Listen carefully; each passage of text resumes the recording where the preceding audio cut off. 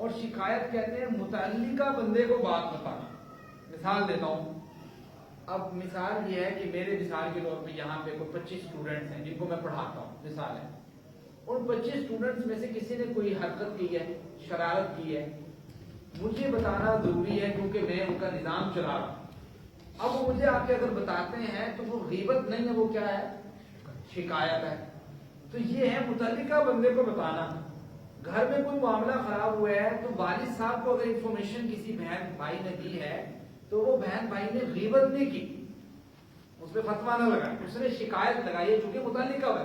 شکایت حلال ہے, غیبت کیا ہے, حرام ہے. اب آپ دیکھیں کہ یہ اتنی سی نصیحت کا کتنا بڑا اثر ہے. میڈیا ہمارا کیا کر رہا ہے؟